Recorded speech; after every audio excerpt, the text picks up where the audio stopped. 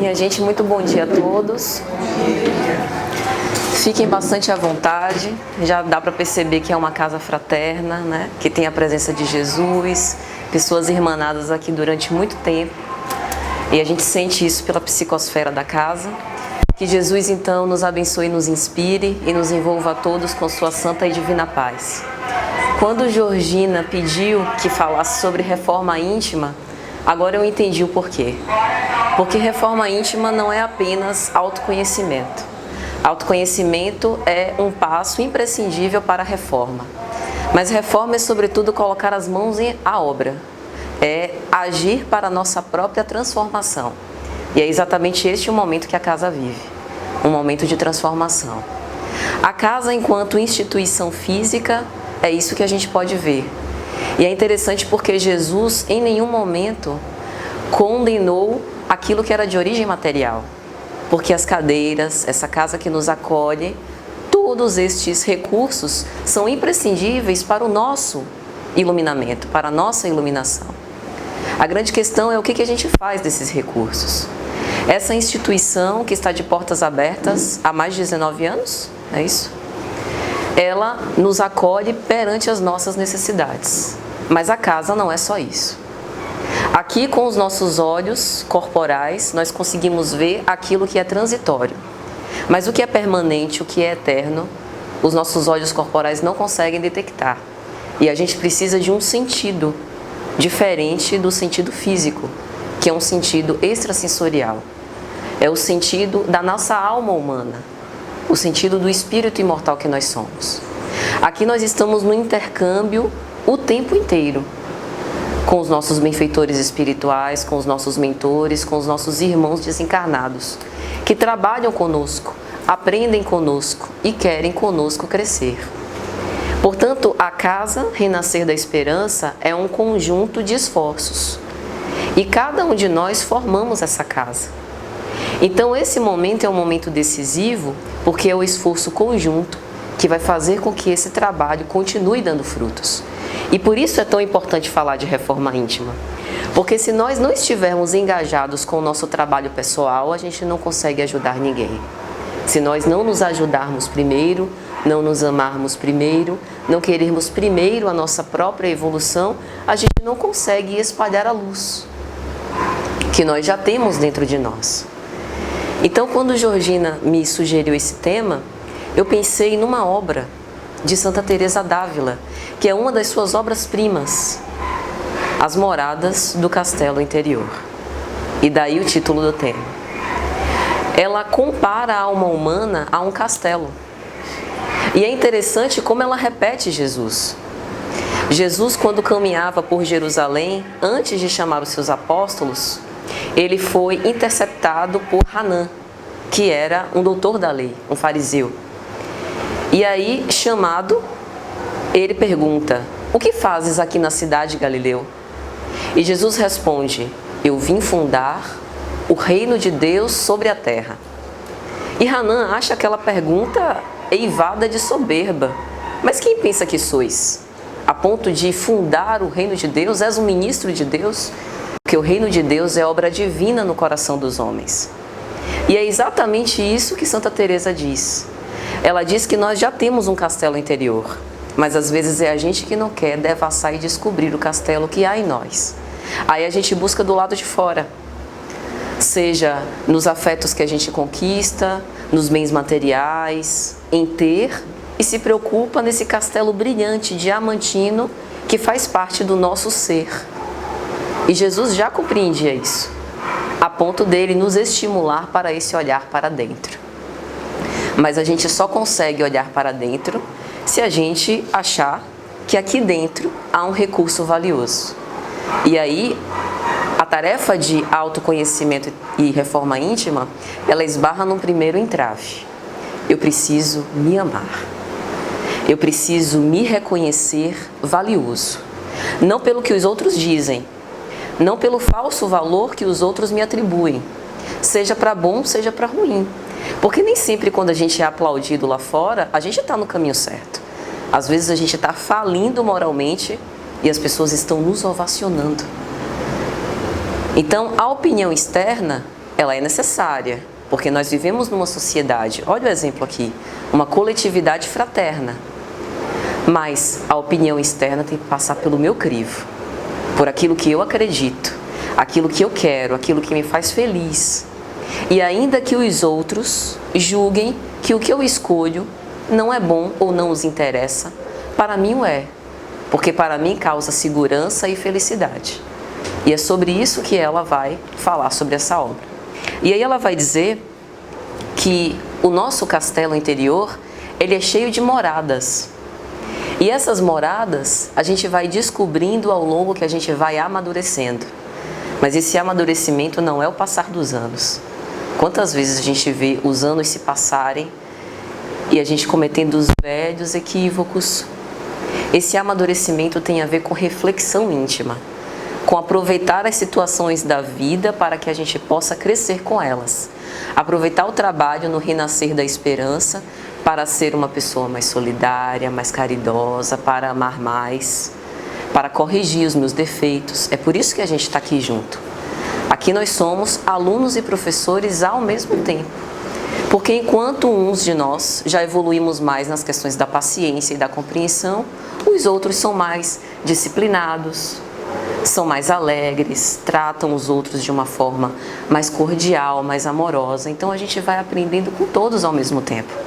E aí ela diz, o nosso castelo tem muitas moradas, assim como há muitas moradas na casa do Pai, como disse Jesus. Eu particularmente acredito que Jesus não estava falando apenas de múltiplos planetas habitados, mas sobretudo as nossas moradas interiores. A gente vê isso no dia a dia. Quantas pessoas que têm tudo, mas acham que não têm nada. Outras em total privação material, mas que são felizes. E nos ensinam a fé, a confiança em Deus, a esperança na vida futura. Isso significa que, embora do lado de fora estejamos na mesma situação, do lado de dentro nós estamos habitando moradas diferentes. Somos nós que construímos as nossas moradas. A gente pode ter tudo e viver numa profunda infelicidade. A gente pode ter uma relação familiar que o outro almeje, uma relação equilibrada, amorosa, e a gente se sentir absolutamente sozinho e numa profunda depressão. Depende da nossa morada interior, da nossa morada mental. E a gente vai construindo isso com os nossos pensamentos primeiro. Esses pensamentos geram ações e essas ações geram comportamentos. Portanto, não é o outro responsável pela minha felicidade. A direção não é de fora para dentro, é de dentro para fora. Então, às vezes a gente está em cima de uma cama, passando por uma profunda enfermidade, como foi o caso de Santa Teresa d'Ávila, como foi o caso de São Francisco de Assis, que nos momentos finais da sua existência passou por dores lancinantes e abençoou a irmã dor. Porque, de certa forma, isso também o ajudou a se desprender daquilo que era de origem material e abrir os seus olhos para a realidade espiritual. Então, é a forma como a gente reage perante as situações externas da vida que vão nos dando essa evolução e esse acesso a outras moradas. Mas, se a gente quiser, a gente passa pela vida sem descortinar esse nosso castelo. A gente tem uma riqueza valiosíssima aqui dentro e a vida nos oferece distrações para a gente esquecer de olhar para o nosso interior e olhar sempre para fora. Mas se nós acreditamos que somos espíritos imortais, nós temos ciência que precisamos viver como tal. E será que a gente vive como tal? Mesmo sendo espíritas, acreditando que a morte não existe, é apenas uma passagem, por que a gente continua desesperado perante a desencarnação? Por que muitos de nós ainda conservam um certo medo em relação à morte? Sofre tanto com o retorno de um ente querido à pátria espiritual. Não é apologia a não sofrer, porque seria não amar. É lógico que a gente sente falta da presença amorosa, lembra de forma saudosa os momentos que passamos juntos, mas a gente também precisa entender que a vida de nós dois tem que continuar. E que não há um afastamento. O Espiritismo matou a solidão. Nós estamos no intercâmbio contínuo. Pelo pensamento nós continuamos ligados, porque há um laço de afeto legítimo entre nós.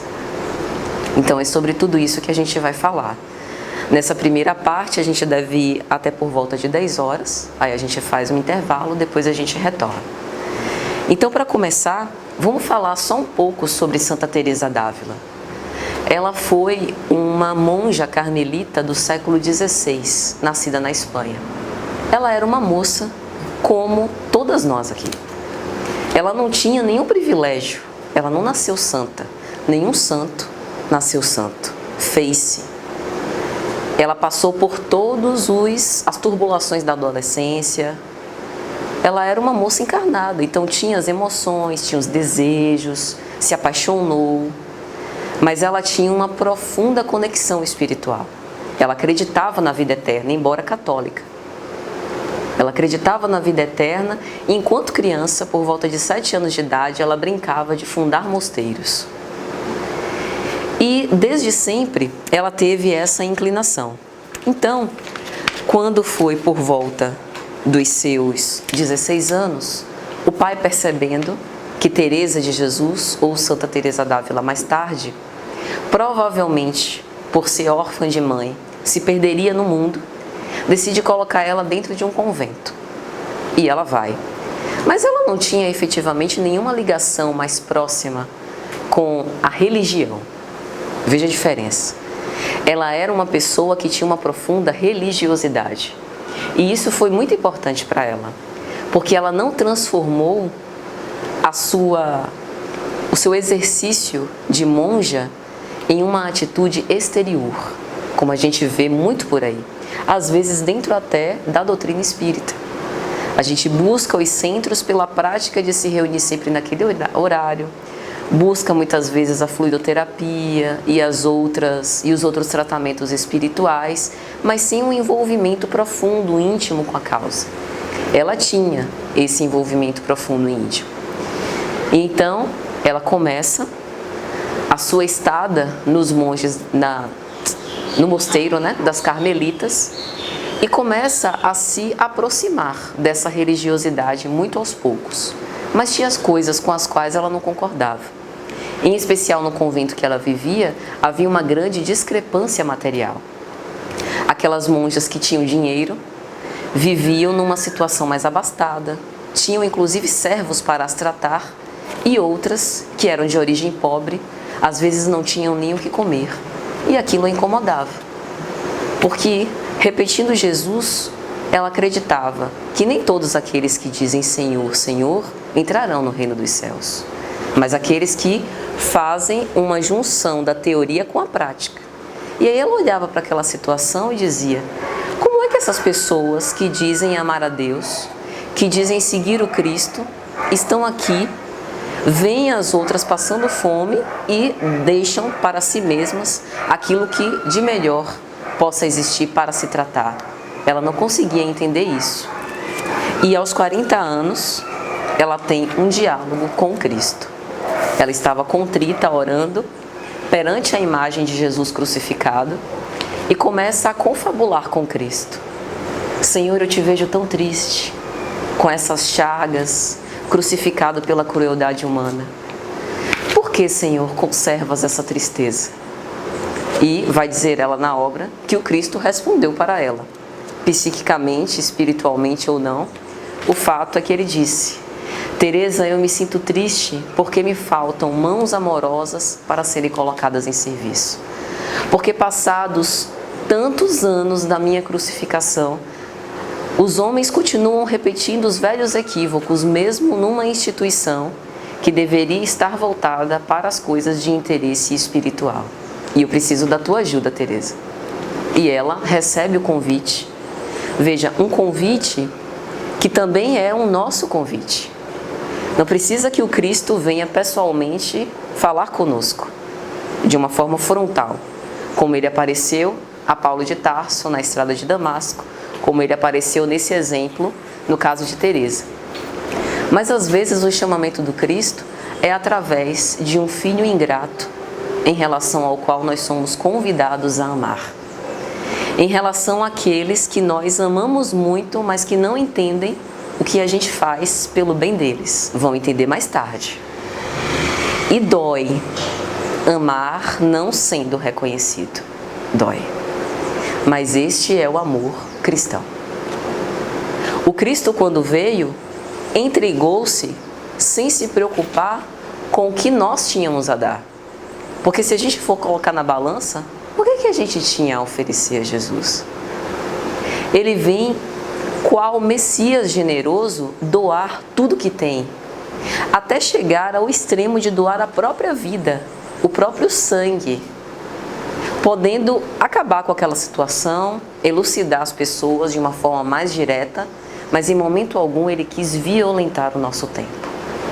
E será que às vezes a gente não quer violentar o tempo do outro? Porque eu quero convencer e obrigar a pessoa a fazer o que eu acho que é melhor para ela? Às vezes ela está naquela situação há muitos anos e até já evoluiu dentro do panorama dela, né? Se eu fizer uma comparação com a própria história de vida espiritual dela. A gente também precisa dar o tempo para que o outro reflita, assim como Deus dá o tempo para que a gente possa aproveitar o nosso livre-arbítrio para construir o nosso castelo, para construir o nosso reino interior. E a partir desse momento ela faz uma reforma. E é aí que ela cria a ordenação das carmelitas descalças. Descalças, copiando São Francisco de Assis, copiando a simplicidade, que não era necessário nada muito faustoso de origem material para seguir Jesus. Mas o que aquelas freiras precisaram aprender a fazer era dar mais de si mesmas. A mesma coisa a que nós somos convidados. Quando nós vimos para essa casa, trabalhamos aqui, nós estamos sendo convidados a trazer os pãezinhos para a festa, muito digno, muito válido, traz o violão para a música, mas acima de tudo a gente precisa trazer algo que a gente não encontra em nenhum mercado. A gente precisa trazer o nosso coração. Doar aquilo que de melhor a gente tem, porque é assim que a gente se transforma. Quando a gente se envolve, quando a gente relaxa as nossas contenções, quando a gente se permite ser magoado, é aí que a gente ama. Porque amor é isso. É você se permitir ser magoado sem medo. Sabendo que mesmo que você seja ofendido, você irá perdoar. E o perdão é entender que às vezes o outro não quis me machucar, mas às vezes o outro quis me machucar, mas eu entendo que não é porque ele é mau, porque nenhum de nós somos. Nós podemos ser ignorantes. A gente pode estar equivocado, achando que a gente vai ganhar alguma coisa fazendo mal ao outro. E é questão de tempo ver que essa não é a melhor maneira de agir. Por isso o perdão precisa de humildade. O maior de todos permitiu a si mesmo ser ofendido e não nos deixou, não nos largou a esmo. Jesus em momento algum se melindrou. Quer saber de uma? Não quero mais vocês. Cansei. Estou farto. Fiquem e eu vou voltar para os meus cimos celestes. É entrega total. E isso vai até o ponto de nós sermos magoados. Convivência é isso. Convivência a dois, convivência com os nossos filhos, com os nossos pais, porque nós somos diferentes. E é justamente essa a beleza da vida. Nas diferenças a gente aprende, a gente cresce e a gente se transforma. Então, a partir desse momento, Teresa passou para a evangelização dos Carmelos. Ela percebeu que as estruturas de pedra estavam ótimas, perfeitas, para o convite a esse recolhimento, a meditação e a aproximação a Deus. Mas faltava colocar a alma nas igrejas. E é por isso que ela escreve não apenas esse livro, As Moradas do Castelo Interior, mas outros dois que são tão bons e tão profundos quanto Livro da Vida, que é uma autobiografia, e Caminho de Perfeição, que é uma outra obra dela. E aí ela começa a obra dizendo o seguinte: o castelo interior é a árvore da vida que está plantada nas mesmas águas vivas do que é Deus. Vamos entender isso. O castelo interior é fortaleza. Então, mesmo que do lado de fora a gente passe por uma enfermidade, desemprego, provação material, incompreensão, ingratidão, se nós tivermos o nosso castelo robusto, a nossa estrutura não derrui, a gente não desmorona. E às vezes a gente ouve por aí, mas aquilo que fulano de tal me disse acabou comigo. Por que a gente dá esse poder ao outro? Por que a gente não envolve tempo para construir esse castelo forte que nada desmancha? O próprio Jesus disse: aqueles que põem em prática as palavras que eu digo são semelhantes ao homem prudente que construiu a sua casa sobre uma rocha. E aí o vento vem, a tempestade vem e nada derruba a casa.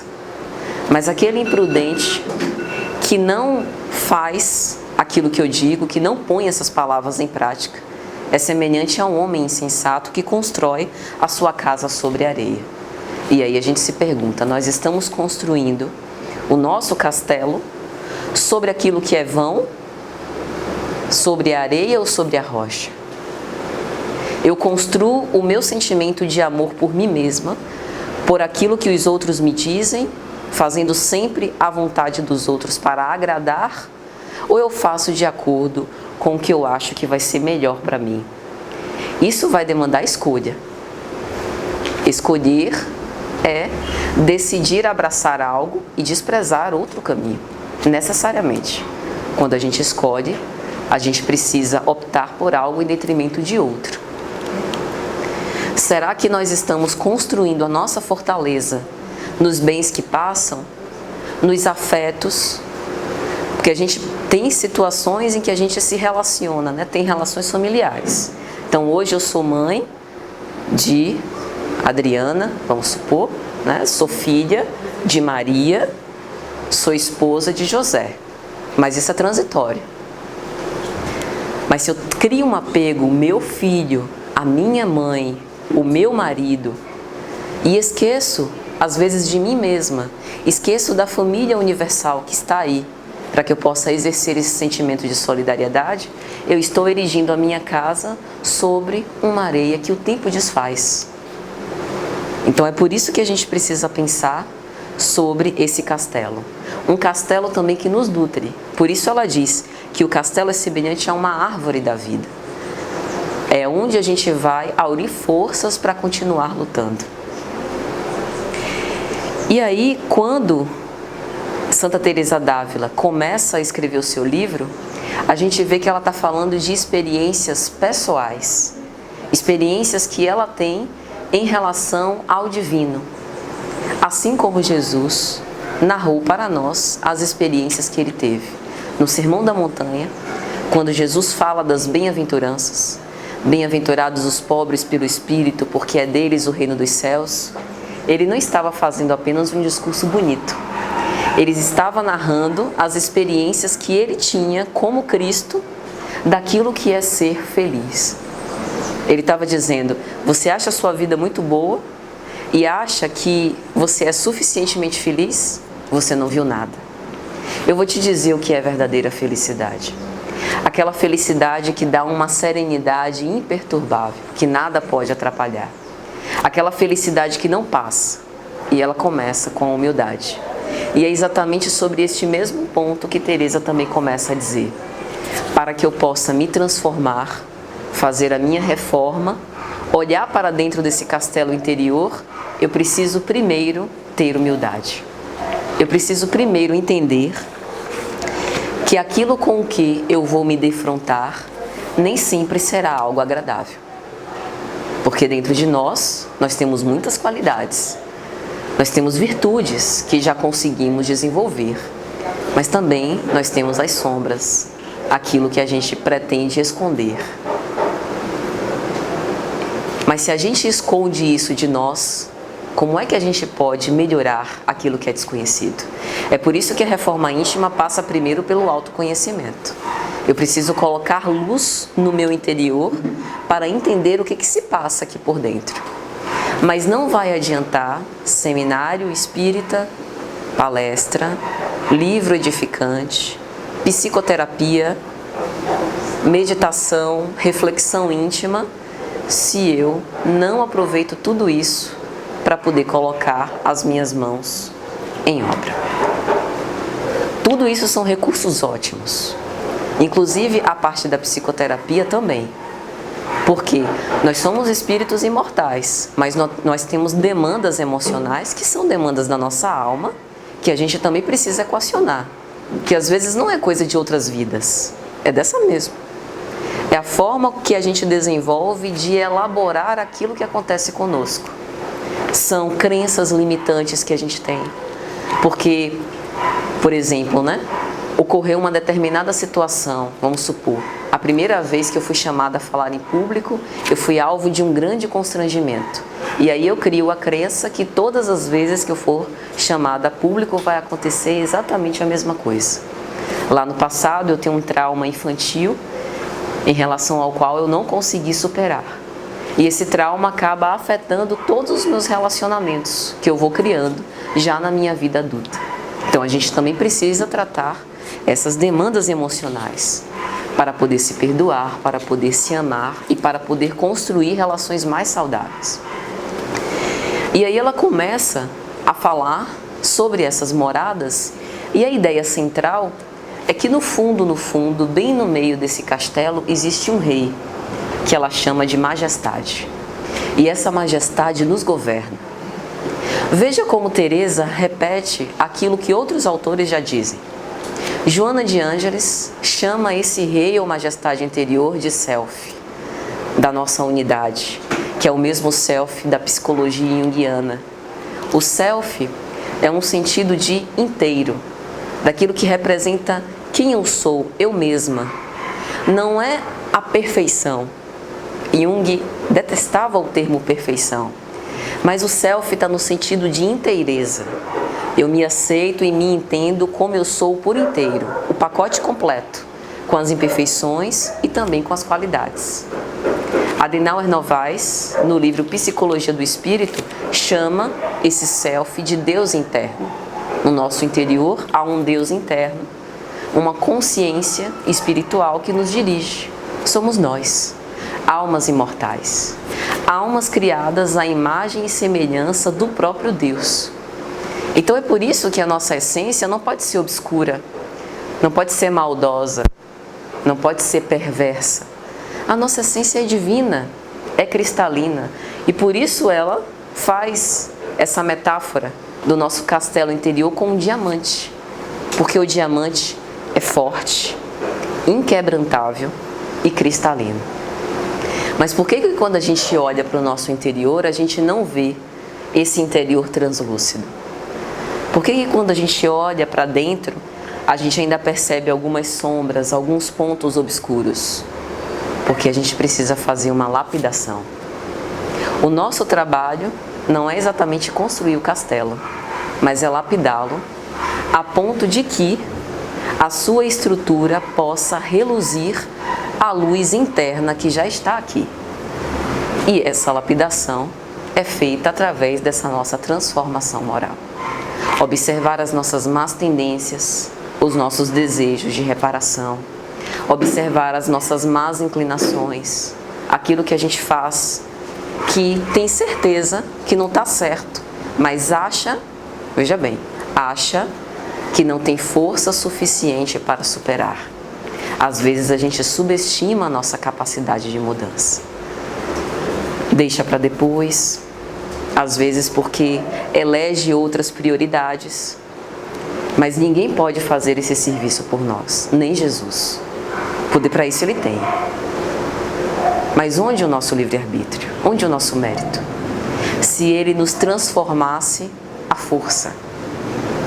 Nós estamos aqui para esse trabalho, para sermos no dia seguinte melhor do que fomos na véspera, tratar melhor os nossos semelhantes, superar todos os nossos conflitos, escolher aquilo que nós queremos para nós e que vai nos servir para nos dar essa verdadeira felicidade e entender os nossos processos.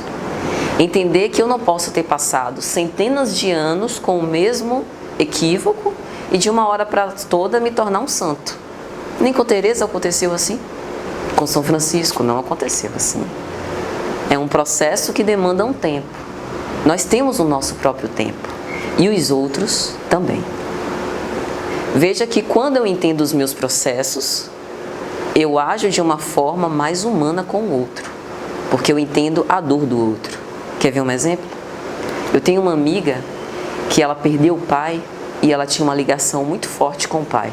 Eu não perdi o meu ainda. E quando ela me falou, ela chorava e sentia uma dor que dava para ver nos olhos. E eu me incomodei com aquilo porque eu gosto muito dela. E eu não queria que ela sofresse. Mas eu não conseguia entender o que é a dor da perda de um pai. O máximo que eu pude fazer foi exercitar a compaixão. Pensar por um momento, se aquilo ocorresse comigo, o que eu gostaria que o outro fizesse? Mas a experiência é insubstituível. É por isso que nós estamos sendo convidados à experiência. A experiência da empatia, da compaixão, de se colocar no lugar do outro. A experiência de entender os meus processos. Porque quando eu não me perdoo, sou exigente demais para comigo, eu acabo transferindo a mesma exigência para com o outro. Quando eu não me amo, eu acabo também espraiando esse não amor. E é por isso que a gente vê tanta violência, tanta agressividade, tanta intolerância pulular. Não é que a maldade esteja espalhada, é que nunca nós precisamos tanto de Jesus. Nunca precisamos tanto dessa transformação íntima, como agora está explícito para todo mundo ver. Então, minha gente, ela vai dizer: a nossa alma é como um castelo, feito de um único diamante ou cristal muito lípido. E nele há muitas moradas, há muitos aposentos, como também há na casa do nosso Pai. E o nosso serviço é da lapidação. Mas para essa lapidação a gente precisa superar as barreiras psicológicas. Não consigo. Como dissemos, às vezes a gente subestima as nossas próprias capacidades. A gente acha que não tem força para superar aquela situação. Quantas vezes nos é colocada uma prova, a gente pensa que não conseguirá suportar, e depois da prova suportada, olha a surpresa, eu venci. Eu fui capaz de suportar essa cruz. E agora eu me sinto mais forte que antes. Essa é a função. Oferecer um teste para que a gente possa reconhecer a nossa própria força. Essa força ela é interior porque Deus está aqui dentro. Como está do lado de fora, como está em tudo. Então, nós conseguiremos passar pelas provas se nós estivermos fortalecidos nessa confiança irrestrita ao Pai. Quando a nossa força escassear, Ele vem e nos segura no colo, nos sustenta, nos soergue. Por isso a importância da fé. É por isso que, como Kardec coloca em O Evangelho segundo o Espiritismo, da esperança e da caridade. É a fé que nos sustenta, que nos nutre. Achar que eu não mereço. Essa é uma das crenças limitantes mais perniciosas. Merecemos. Veja o que Santa Teresa diz, que aqui dentro tem um castelo feito de diamante. Não existe nada mais precioso, nada mais forte, nada mais bonito. Então nós merecemos porque somos filhos de Deus. Nós merecemos a perfeição. Por isso o Cristo veio. O Cristo veio como um modelo. Vede, olha para mim. Eu sou o homem integral. Eu sou o futuro de vocês. Tudo que eu consigo fazer, que vocês acham que é maravilhoso, extraordinário, vocês conseguirão. Porque a gente veio da mesma fonte. Só que eu sou o irmão mais velho. Eu sou o filho unigênito de Deus. Eu já passei pelos processos humanos. Venci-os todos. E vocês também podem fazer isso. É só seguir o que eu digo. O que eu digo e o que eu faço. Eu repetiria Jesus a Pedro: vem e segue-me tu. quando a gente segue, quando a gente faz esse esforço, a gente é espelho para muitos. Às vezes a gente não tem noção disso. Encarnados e desencarnados. Lembre de Paulo, há uma nuvem de testemunhas que nos assistem, que às vezes torcem para a nossa desdita, mas que também aprendem conosco. A gente acendendo a nossa luz interna, sem proferir nenhuma palavra, a gente já é exemplo. Através das nossas ações. Se alguém, por exemplo, desnorteado, como você definiu, na vida lá fora, se defronta, se depara com a nossa serenidade perante uma ofensa, aquilo já causa um susto. Foi que nem Jesus, perante Anás e Caifás, esbofeteado pelo soldado romano. E aí o soldado provavelmente esperaria algum esbravejar, alguma agressividade de volta, embora Jesus estivesse algemado. E Jesus faz uma pergunta: por que me bateste? Olhando com os olhos bem no fundo dos olhos dele. Essa postura pacífica já é um aprendizado, porque a pessoa começa a se perguntar: por que eu perco a cabeça? Por que eu não tenho paz? Por que eu ando tão agressivo e violento e essa criatura, mesmo ofendida, age dessa maneira? Com essa serenidade? Por que ela não me agride de volta? O que ela tem de diferente? E começa a perceber. Se for desencarnado, não, tem alguma coisa errada. Eu vou seguir para ver onde é que vai dar.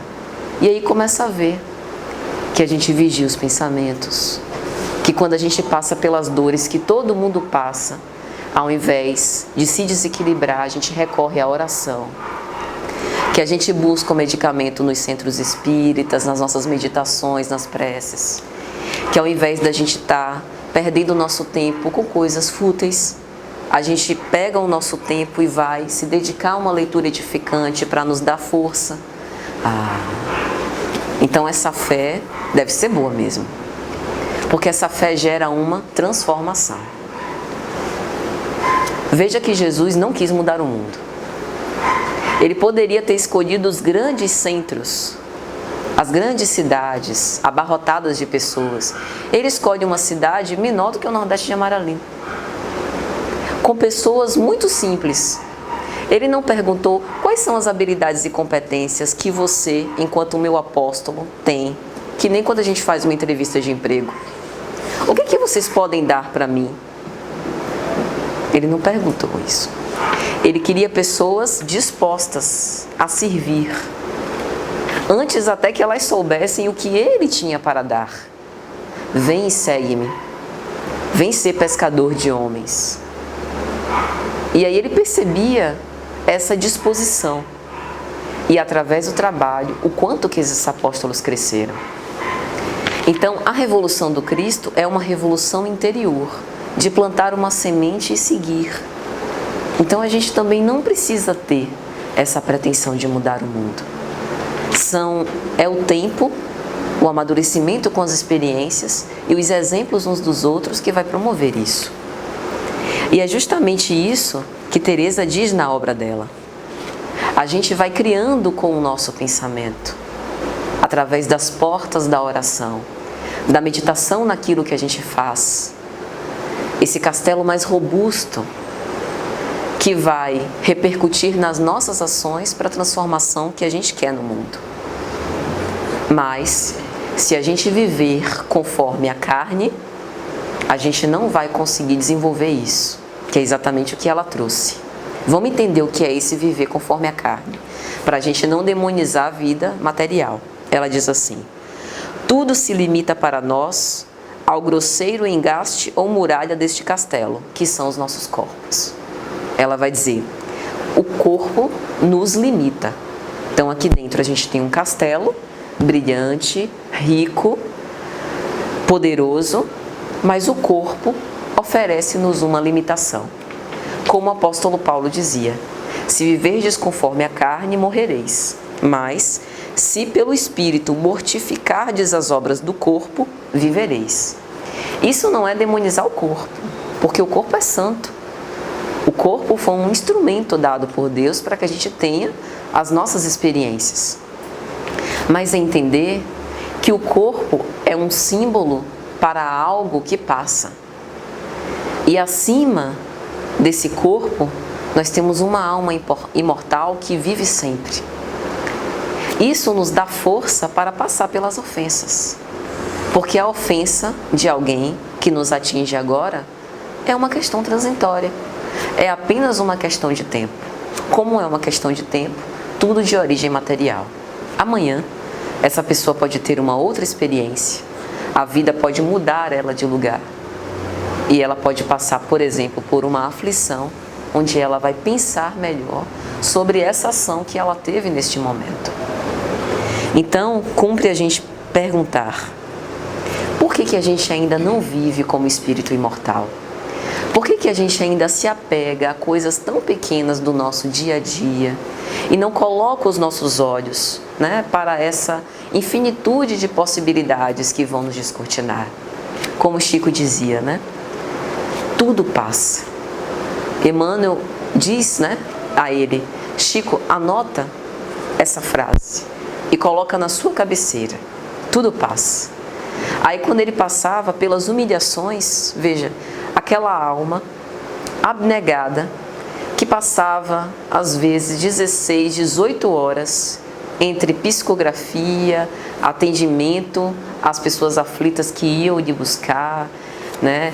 Psicografia de cartas, psicografia de livros, fluidoterapia, às vezes ainda era ofendido. Alma sensível, normal, humano, como a gente é, ele ficava triste, ficava desalentado, desanimado. Emmanuel chamava ele: Chico, vai lá na cabeceira, lê a frase que eu te passei. E aí ele lia: tudo passa. E aí, do outro lado, quando as pessoas ovacionavam ele: meu Deus, Chico, você é extraordinário, olha que obras maravilhosas você escreve, mais de 400 livros, que médium excepcional. Chico, a cabeceira.